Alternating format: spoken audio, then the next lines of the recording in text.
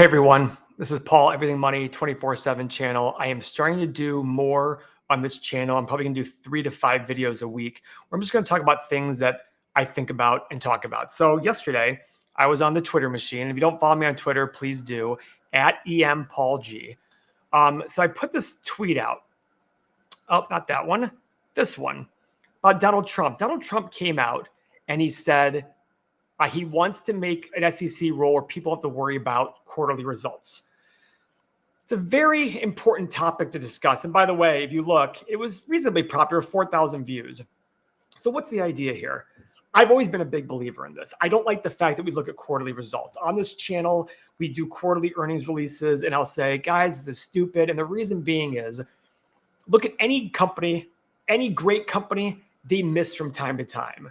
Now, the benefit to that is people will overreact and they'll sell a stock because of a bad quarterly result. Guys, it's a marathon. It's not a race. You have to be focused on what the company is doing. I always tell people I focus on the long term, 10, 20, 30 years. Do I think the company will be a much bigger company 10, 20, 30 years from now? And if so, can I pay a reasonable and rational price to pay that gives me an adequate return on my capital? What is that adequate return? Well, we don't know because everybody's different. But the key is, what's it going to look like 10, 20, 30 years down the road? Look at a company like Microsoft. Do you think it's going to make more money as a company 10, 20, 30 years down the road? Yeah, probably. The question is, that's important for every investor is, can you pay a reasonable price today? I've always hated that people focus on short-term results. That doesn't drive. And then what ends up happening is CEOs and all the people in the company are only focused on the quarter.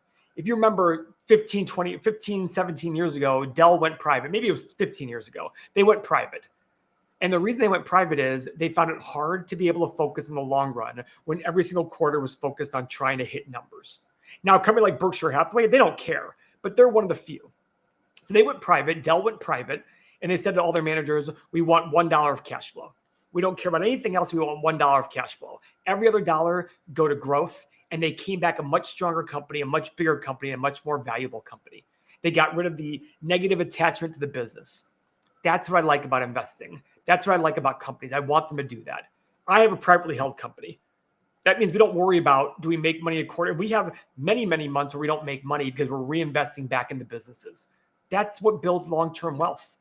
But if every single quarter I had to worry about hitting certain numbers, I'd be like, maybe I shouldn't invest this much in the company going forward. That's the issue, okay? So when it comes to Donald Trump talking about that, really important to understand that. I think he brings up a valid point, but he now wants to change it to every 6 months. Not much different. But I get it. It's progress, and I don't think it's going to happen. I also don't think the government should be involved in deciding when companies report.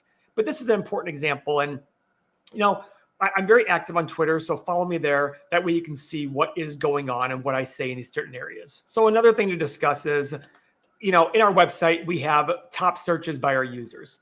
Guys, big companies here. And Adobe's been a big one.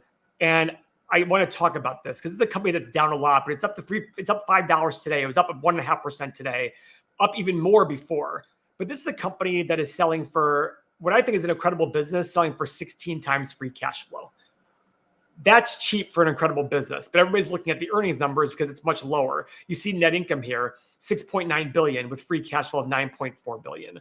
That's the metric to pay attention to here. And 80 community members. That's a big number. 80 community members. Yeah, we have thousands of community members, but 80 community members made a point to sit there and comment on this one and vote on this one. Now, the question becomes, what's it worth to us? Well, I pull this up in our stock analyzer tool, and I sit there and look at this, and I'm looking at this going, I'm not assuming insane numbers here down the road. I'm at a 10-year analysis, 4%, 7%, and 10% revenue growth. I bring this up because I'm talking about these quarterly results. Adobe has had some tough times lately, but also still great times. Profit margin, but free cash flow margin's big, 40%. What multiples should we apply to the company in earnings and free cash flow 10 years from now? 18, 21, and 24. Now, if I'm running through this and you're confused by that, don't worry. You'll see our other videos on our other channel. I'll do more of these. These are my assumptions I'm making for the future. And then my 9% desired return. These 9% desired return is important because I want you to see that I'm looking for my intrinsic, what's this company worth? Not what I'm willing to pay for it. What you're willing to pay for a company is going to be a lot different than what it's worth in the market. That's key. You should not put in 9%, in my opinion, on any company because you need to have a higher return threshold. I hit the analyze button. This is why I'm interested in the company. The discounted cash flow model, 370 is my low number, 790 is the high number, 540 in the middle. That means my middle assumptions occur exactly like this for the next 10 years. I can make a 15% return on my money. That's pretty incredible. That's why Adobe is interesting. Doesn't mean go buy it. I own it. Doesn't mean go buy it. It means go do more research to understand it. What's the more research? Well, one thing I like to do is I go into our community and I talk about this with our community members. We'd sit there, we'd go in there, we'd talk about Adobe, what are people seeing, etc. Another thing is go look at Seeking Alpha. Even though it's a, if you go to Seeking Alpha and you type in Adobe, you can check a lot of people's theses on Adobe. Strong buy, buy, sell. I'd want to go to the sell one. Why is somebody saying it's a sell? Well, Adobe still has AI growth, etc., with fair valuation, but deteriorating financial trajectory. So they think the financial trajectory is getting worse and continue to get worse. But these are long articles to read. These are things that people in our community read. When I make videos on the channel about certain things going on, I look at it Seeking Alpha because it allows me to get a lot of people's input. See a lot of assumptions being made out there. But remember, guys, stocks in the short run are a voting machine. In the long run, they're a weighing machine.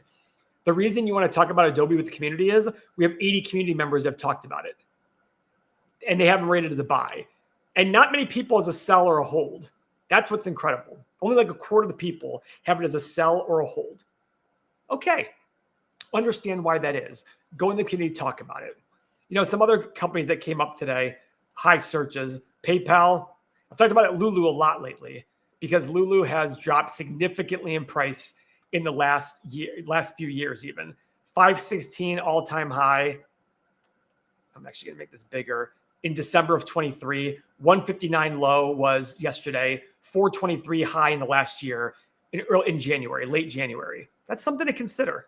Year to date, it's down 56%. Now, it doesn't mean it's a deal, but it means it's something to look at. Why is it down 56%? Are people overlooking it? Did the momentum of the losses carry through? These are the things to understand and look at whenever you're investing in anything. That's what's really important. So guys, I ask you to do two things. If you want to see more videos where I just talk about things that pop up in the market, follow this channel. And if you want to get a more in-depth understanding of investing and have the tools that make it better for you, subscribe to our community. We have a great 7-day trial that allows you to really test the waters, see what you think of it. And I assure you that Stock Analyzer tool alone will help you put the story and the numbers together to come up with the right price for investing. That alone is worth 10 times more what we're charging for this community. So go check it out at everythingmoney.com. Thank you.